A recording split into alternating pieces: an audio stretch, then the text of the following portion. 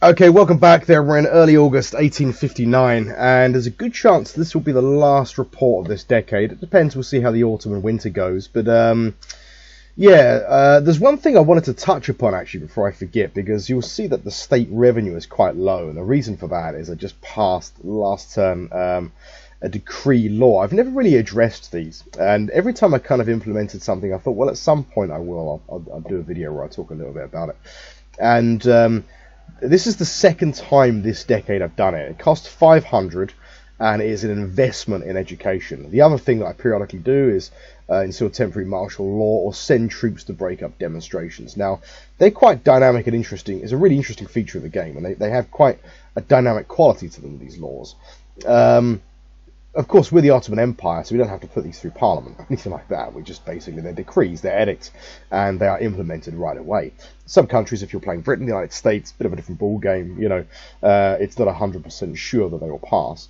But investment in education is one of the more expensive decrees and laws that there are for us at this time anyway now. And the main purpose of this, which is interesting, is that it reduces militancy. It's not that the main function of it is not that it increases literacy and therefore research. It does do that, but that's almost like a kind of byproduct of it. And I think that's a really interesting kind of feature of the game. It reduces militancy because it gives us control over the narrative, gives us control over kind of the philosophical and political diet of students of the Ottoman Empire, which for the most part at this time are still probably going to be kind of middle class and aristocrats and bourgeois, petty bourgeois, this kind of thing. It gives us control over their political diet, and it reduces militancy. And that is something that increasingly, as we go into the latter part of the century and then the latter part of the game, it's going to become important. We're gradually going into a period of mass politics, here. And you'll notice also when we look at education, for example, let's go to regional census, and then let's have a look at education. Now, it's in the really urbanized areas, for the most part, that you have high levels of literacy. And that's a feature of the game. As we become more industrialized and we develop more large urban centers, it's really in those areas that we have control over these kinds of things. In the really rural parts of the country, obviously, it's very, very difficult for us to implement extensive literacy programs, at least until maybe the latter part of this period. But yeah, we see a very small increase in literacy rate, which will have an impact on Academy of Sciences and this sort of thing. But it's only really when we become much more industrialized that we're able to kind of this has much more of an impact on actual literacy. For the most part, to begin with, it's about controlling militancy. And that's very realistic. I mean, if you look at like the 1869 Education Act in Britain, where they introduced kind of universal sort of primary school education. In fact, the primary school I went to, like most primary schools in Britain, were built in the immediate aftermath of that act. It was fairly openly in Parliament put to Parliament as a measure of controlling people's politics, as a way of kind of ensuring that you wouldn't have revolution and this sort of thing. And really the other kind of effects of education, like universal literacy and things like this, they're much more of a byproduct. They're viewed more as a positive kind of byproduct of having a more skilled workforce and this sort of thing. So anyway, that is a measure that we have taken. We've taken it a couple of times. Last time I took it, I thought, well, at the time there was a lot going on. I think it was during the Crimean War, and I thought I'll maybe address this a little bit later. I'll do this again at some point. And as time goes on and we have more state revenue, we'll be in a position to do it more regularly. At some point, it's probably something we'll do once a year, if not once every 2 years. It'll be a massive investment in education, and that will eventually begin to have an impact. If we do it every year, it certainly will have an impact. So anyway, I'm glad I addressed that this time before I forgot. Let's have a quick look at kind of what's happening abroad. Obviously, these aren't wars that involve us, but they are things that it's important that we follow and track events, because, of course, it will determine in some way our own behaviour, the actions that we might take. So there has been an ongoing war between Prussia and France. That war has formally come to an end. I don't think, actually, the Prussians have given anything. I think Mainz is an independent principality, as is Leipzig or Saxony, I suppose. And I think Magdeburg is Prussian, but for whatever reason it's still temporarily under the military control of France. But the war, anyway, between France and Prussia has come to an end, and it was a defeat for Prussia. It wasn't any kind of colossal defeat. I don't think France had any kind of claims that it could press on Prussia or anything like that, so it's likely that Prussia had to dole out some money, got a prestige hit, And yeah, that's we'll see what ramifications that has in terms of German unification. But just before that war came to an end, and by the way, that war already came to an end like a month ago, Austria got involved. Austria now completely militarily occupies northern Italy, decides they want to intervene on the side of Prussia. Excuse me. They have very good relations with Prussia, of course, the Austrians. And France is instrumental in real life in Italian unification. And of course, at this time, it would not be lost on the Austrian leadership that France could be instrumental in Italian unification and reversing their position in northern Italy. So Austria decided to kind of strike while the iron's hot, really, whilst France looked like they're in a vulnerable position. They currently control, God, what is the name of this town? Briançon or something like that, Brazos Alps. Anyway, a border fortress is controlled by the Austrians. Chambéry is Italian, as is at this time Nice. But it'd be interesting to see what happens here. In the same way that sort of Piedmont, Sardinia really snatched, kind of defeat from the jaws of victory. It now looks like Austria is doing exactly the same thing. France, I don't know what their kind of access rights are to Piedmont, Sardinia, but if they're considerable, then France may be in a position to conduct a campaign through northern Italy.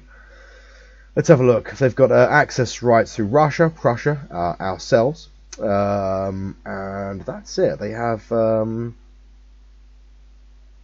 supply right. Yeah. So I think that means that France can pass through, French troops can pass through Piedmont, which theoretically means now that France, unless Austria tries to make peace, this is the moment. If Austria makes peace with Piedmont, Sardinia now, they can probably get Milan back, they can stabilise the situation in northern Italy, and, that's making the best of a bad decade, really. If I was the Austrian Kaiser, that's probably what I would do. But anyway, that means that France would be in a position to undo the damage done by Piedmont's own crazy decision making. France could very well, and France just defeated Prussia, so I think the French military is in good shape, and the French military, of course, in the 19th century is a serious kind of organisation anyway. But it's if France kind of moves into northern Italy, then what does that mean? Does that mean that sort of, are we looking at the beginning of Italian unification here? I don't know, but it's really just begun. It began like a month ago, and there's no dramatic or rapid Austrian advance. And of course, Austrian lines of communication now has to pass through a militarily occupied Piedmont, Sardinia, which is probably going to be subject to revolt risks and insurgencies. They're going to have 5% revolt, 7%. Christ, you can see a revolt risk all across the Italian peninsula now, which is gradually climbing, which suggests that there is a kind of, especially probably amongst the kind of petty bourgeois, the chattering classes, there's going to be a kind of increasing movement towards Italian unification. It's just a question of who's going to implement it, because if Piedmont, Sardinia remains occupied by Austria, then that ain't on the cards, is it? But anyway, we'll kind of track and follow these events with some interest, because obviously Italian unification, an Austrian, Franco-Austrian war sort of means nothing to us, except when we consider about, who's the principal security threat to us in the future. 50 years from now, is it Austria? Is it Italy? This here may answer that question. This war that has just begun. So we'll kind of we'll carefully track those events. We can't see anything on the map yet, but we are getting some intelligence reports of fairly considerable revolts happening in Russia and southern Russia and the Caucasus. So it might be that kind of Chechens and various kind of ethnic groups are kind of up to their tricks again. There's no evidence that they control any territory. In fact, we can see some limited military control in Yelis, and maybe as the revolt unfolds, if it unfolds, if it isn't completely destroyed by the Russians, then it may spread into the Caucasus. But we see some evidence of other kind of problems that the Russians are starting to have. The glass giant, the giant with clay foundations. We're seeing revolts in Chernigov in Ukraine, and also in Dvinsk in, I guess this is sort of Lithuania. Excuse me.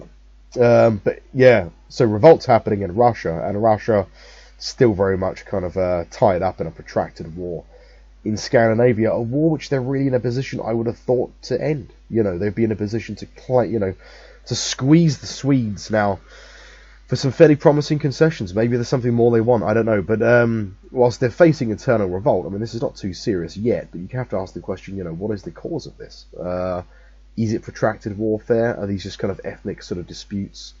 Yeah, I don't know, but we'll sort of we'll keep an eye on what's happening with Russia, of course. We can actually see one revolt. This card looks like it's actually in Dobruja, our territory. It is in fact not. These are Romanian, I suppose, Romanian, Ruthenian rebels. They're revolting in Bessarabia.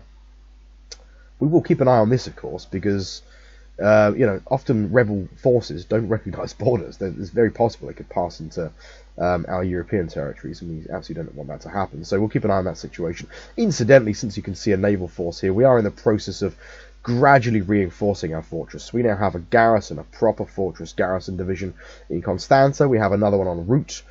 These garrison units move like unbelievably slowly. So the only way to really move them is either by rail or properly by sea, using actual proper transports, not just riverine. If you try and use riverine movement, it will still take a long time. They're not, they don't move well under their own steam. They are garrison forces. They're not sort of very effective at marching. Presumably they have lots of, garrison themed equipment, sort of emplaced kind of positions, I suppose, which to move those things would be very difficult and complex. But anyway, so we've been doing that with Dobruja, also just firming up a position, for example, in an important strategic location like Salonika. We now have a proper fortified kind of garrison position here, comprised of two fortress divisions, plus emplaced guns, a battery of emplaced guns, which would altogether comprise, I wonder how many guns are actually in this.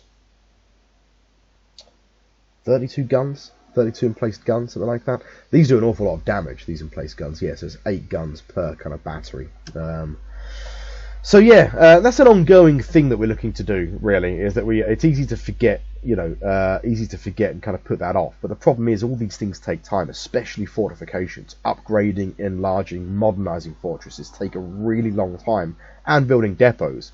And I did promise at one point that we're going to start developing war plans, and I think we'll do that. I'm going to probably push that now into the next decade, but very much the first year or two of the next decade, because it won't sort of do to just kind of put off war plans indefinitely. But I think the first war plan will be War Plan Green, be a topaz war plan, green topaz, so it'll be a defensive war against Russia.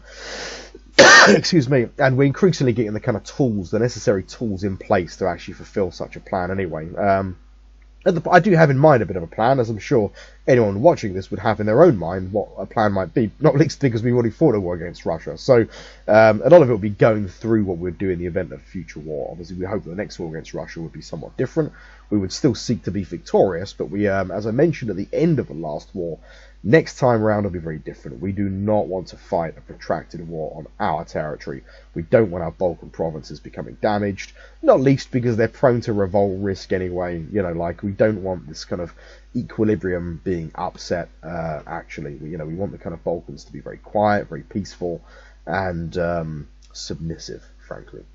So that's that anyway. We'll develop a war plan at the beginning of next year. We are sort of continuously upgrading our fortresses. I mean, Kars now is a large modern fortress. We have railroads. Still a bit of an economic thing here, actually. It sort of seamlessly seems to kind of dovetail with an economic report. So we can see now that we're developing railroads. I'll show you what railroads we have. So the supply filter now shows the full extent of tiles that have railroad networks in place that connect with each other. So we can go from Salonika in the Ottoman Empire, the most westerly part, all the way east to Trabzon at this point using railroads. If I had a fortress, in fact I can show you, we won't actually move it, but let's detach, let's detach one of these fortress brigades. So these things move unbelievably slowly, right? Let's pretend that we're going to try and march. This is not a regular army unit. It's a kind of garrison unit. So it's like 360 days. It would take a year to move that force, for various different reasons. It contains a lot of emplaced kit. These are also garrison forces. They're category B soldiers. They're kind of 40-year-olds with big bellies like me. So that they're not going to be sort of 20-year-olds that are going to march 20 or 30 miles in a day kind of thing. Now it's going to take them a year if we're to march. Now if we move by rail, there we go. So it's converted into a rail icon. We can show the route it's taking. it will now take 8 days. So we can move all that stuff. We're not obviously going to do that. That's just to give you an example. We haven't really done that yet of the utility of railways as a military excellence. So let's fuse these forces back together. Get that garrison force back in town. I think it actually already was in town, but yeah, there you go. So once we have railroads that go as far up as, for example, Sarajevo, and ultimately we connect up the really big cities like Baghdad, Basra. Basra's not a big city, but it's an important location for us. Damascus, Jerusalem, and even down to Medina. These railroads will become like the kind of the lifeblood of our empire. They're like arteries that will kind of they're absolutely essential for our defense.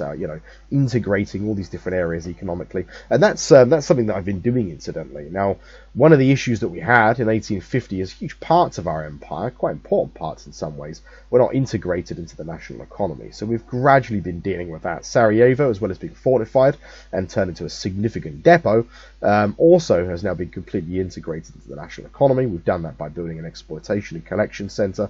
That's not the only one of those that we've built. We built another one. We tried to build one actually during the Crimean War in, I think it was Antep, but the area was taken.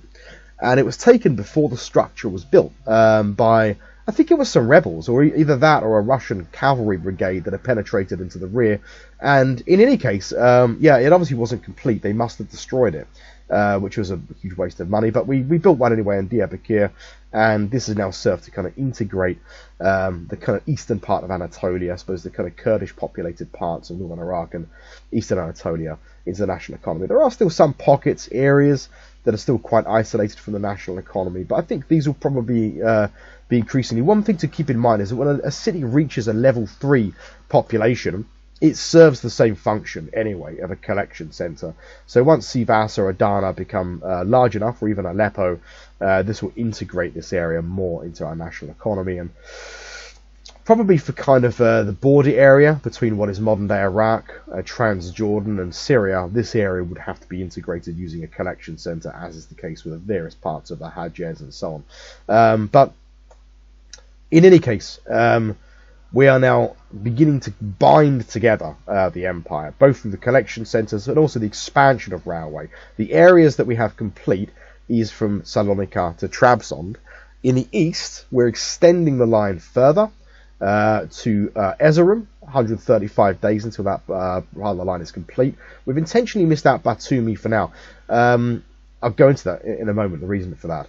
Erzurum and then east to Kars, and then we're going to be constructing a branch down to Van. That will be the limits of what we're going to do in Anatolia, I think, for railways for now anyway, because we're going to now look at kind of the west in the early part of the 1860s. The purpose of this line, of course, in the east is to connect up the frontier, the fortresses, the depots, but also iron deposits on the eastern border, which are going to be important for our industrial economy. Now, we've missed out Batumi. Batumi is fortified, actually, but we have a railroad in Zonderlag, which is not visible, which connects Izmit to Ankara. But what we're also doing is an additional section of line just in the interior at Eskişehir, Eskişehir. The reason for that is just in case the Russians ever try and make landings on the northern coast of Anatolia. We want a kind of an interior part of the line that means that this if the Russians landed a force, for example, at Sinop or Trabzon, it wouldn't matter too much. They're fortified. And in Adrianople, soon enough, we're going to be having engineer forces that are designed specifically to be moved out to repair lines in the event that they're damaged, lines and bridges and so on. So that wouldn't matter too much, but we don't want to build fortresses along every settlement on the North Anatolian coast. That would be prohibitively expensive. So what we're going to do instead is just build an additional section of line in the interior that will connect Bursa up to Ankara. So that means in the event of a landing at Zonderlag or something like this, we still have rail access to the east of the country, so we can still defend the east of the country and still get access to the iron deposits of the east. So that's going to be it, I think, in terms of Anatolia for now. That connects up the east. It gives us good, the rail system in Anatolia has served two purposes. It's allowed us to exploit coal deposits in Smyrna, Zonguldak, and Ankara. Now, we have coal mines developed in all of these regions with good rail access and localized rail access with sort of signings and shunters and all this sort of thing. Okay, and that's really, really important. And we now produce almost enough coal to meet our demands. We're not importing any coal, and that's a lie. We're importing 10 coal. I think that's because we've actually we've expended some things this last term. There's still a shortfall. But it's not substantial. We're not importing massive amounts of coal. We're importing a small amount to top up what we're producing domestically, and what we're producing domestically meets most of the demands for our industry. So coal is important. Also, there's the military importance of getting supplies to the eastern frontier to link up the fortresses and exploit the iron deposits in the east. That's the most pressing kind of need for railroad access to begin with in Anatolia. What we're going to be doing now is to begin to sort of connect up the European territories. And in some ways, this is a bit more pressing. We want to get a rail line going up to Constanta. Rail access in the Balkans will result in a big increase in things like agricultural production, because this area is very flat. Like Anatolia is very mountainous. It's not very sort of agriculturally developed. But the European provinces are very flat. You've got a lot of farms, traditional sort of tobacco plantations, fruit orchards, and this kind of thing, fisheries. So this will result in a big increase in our kind of agricultural production and also our tobacco production. I mean, most of the tobacco growing areas are already connected by a railroad, but we've still got Plevna up here. So we've got a rail line that's going in Romania. We're going to extend that. We're going to branch that into two directions. We're going to send a branch off to Sofia. In Sofia, we actually have already an iron mine that we built a few years ago. It's not very productive. It doesn't have railroad access, but that will increase the productivity of that mine. And then from Sofia, which is, of course, is a major city and a big victory location for us, we're going to have a branch that goes out to Niš, that's going to go down to Kosovo, and we're going to have a branch line that goes down to Petric. And these kind of branch lines really are going to allow us to exploit the coal deposits of our European provinces. This would probably, I would suggest, within 2 to 3 years, will double our production of coal, and will put us, would be a coal exporting nation. At the very least, we'd be able to stockpile a significant amount of coal. Part of the reason for this is an ongoing trend on the global market. Is I'm seeing less and less coal availability, or less and less locations where we can get access to coal. So that's something we want to really keep an eye on. We don't want to be dependent on coal imports all the time. Because it's, it fluctuates, as different countries industrialize at different rates. Some countries, especially places like northern Italy, Piedmont, Sardinia, like us, doesn't have great domestic access to coal. They're going to import a lot of coal. As there's bigger and bigger strains on kind of international kind of coal stocks, we don't want to be in a position where we're completely dependent on northern Germany or United Kingdom for our industrial economy to be functioning. That would be very dangerous indeed. So we want to make sure that we're self-sufficient in coal and iron, some of the basic raw materials for the Industrial Revolution. So there's going to be a branch line going off to the west. Ultimately, we're going to push that up to connect up with Sarajevo. There's coal also at Bihać, so we can exploit coal there. And this is much more of a kind of military line, obviously connecting Sarajevo to kind of Adrianople and Constantinople is going to be really important for our security. And then from Petric, the line will link up with Salonika. The other part of the line, of course, fairly predictably, is going to be the eastern part. It's going to follow the Black Sea coast through Rumelia, Varna, up into Constanta, and that's going to give us good access to our fortress in Constanta, which is being turned into a large bulwark. And then we'll have a branch line that goes off into Plevna, where we can connect our tobacco and cereal plantations up, and then maybe even ultimately into Slivin. One area that we're looking at also is Romania. Romania is united now, but we're looking at some of the the raw materials that we can get access to in Romania. The Romanians are now developing some of their kind of natural resources, but we're looking, for example, at Craiova in the western part of the country. If we can get a trade agreement with Romania, we could theoretically dominate their economy and exploit these resources for ourselves. There could be Ottoman coal mines inside Romania. That's a possibility. It means that we won't have to import coal from Romania. Importing coal from Romania will be okay. It's a very localized kind of, we're always going to have good access to Romanian coal. unless someone outbids us, or they want to export to someone else. But importing coal from Romania, but we'd rather our own capitalists benefited from exploiting the coal, not Romanians. So yeah, that's it economically. I think we can say now, looking at our economic indices, that we are in the midst of a boom. And it's not just the Ottoman Empire, it's a global boom.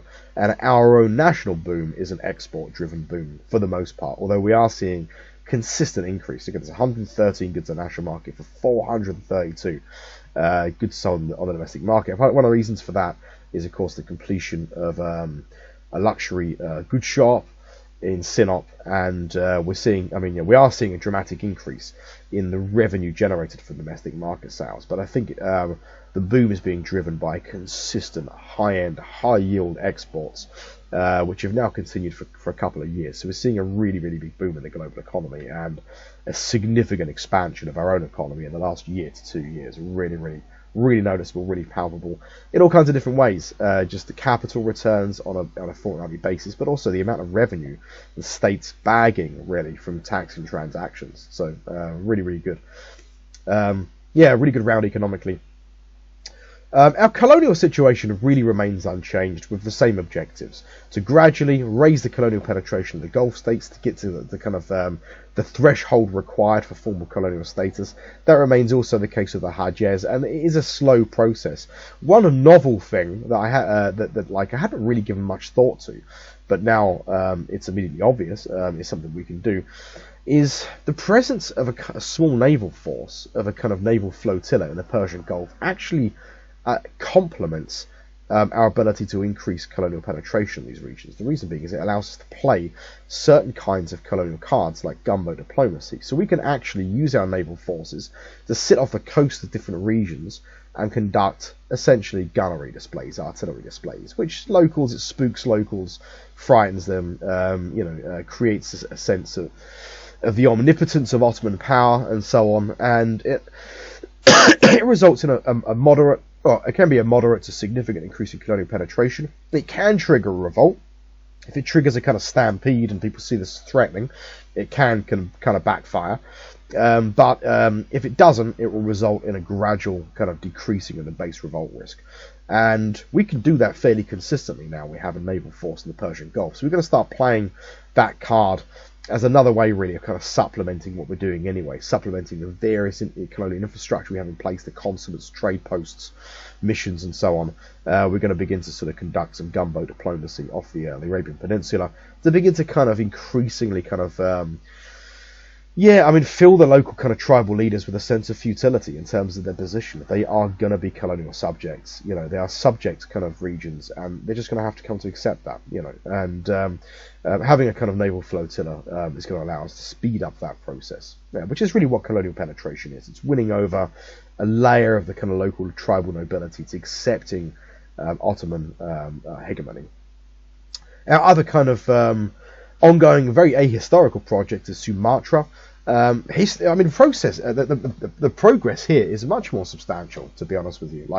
We're seeing really, really rapid kind of expansion of our colonial penetration to the point that we're really nearing the kind of the area where we can begin to move to protectorate status. Even though we have overall less colonial penetration than the Dutch, I think we could still push for protectorate status. The Dutch would try and block that, and would have to kind of sort of fall off that bridge when we come to it. But it would be an interesting kind of development. But and if they don't block it, if for whatever reason they don't have the resources to do it, then that could be very exciting indeed. And this would be one of our more interesting colonial possessions, actually, and give us a kind of maritime position in the Pacific, which would be very exciting indeed. And something we'll have to keep in mind. So we have sent our expedition. I don't know how successful it's going to be. It's through an awful lot of rough seas. It's going to take 39 days, and they're going to be the Marine Force is going to be disembarking in Acre. Once there, we're going to be looking to kind of consolidate military control over this particular region, and then begin to build some sort of practical infrastructure, a harbour, depots, so on and so forth. The hope is that the kind of military supplies that we have with that force, whilst fairly modest, will be sufficient to keep that force kind of, a brigade doesn't require a lot of military supplies, and is much more able to scavenge supplies from local regions, because it's only a handful of mouths you're feeding, really. in a relative sort of way. If it were a division or a corps, it would be completely impractical to do this. So we'll see what happens there. I think that's going to be it for now. There's nothing else significant to report. There's always something that after I sort of stop recording, I think, I should have mentioned that. But next recording, good chance will be in the next decade, in 1860. If it is, it'll be the beginning of January. Unless anything significant happens over the autumn or the winter, then I'll be sure to do a video so that can be kind of depicted and depicted in video form as a sort of part of a campaign diary. So thanks for watching this video, and I'll see you in the next one.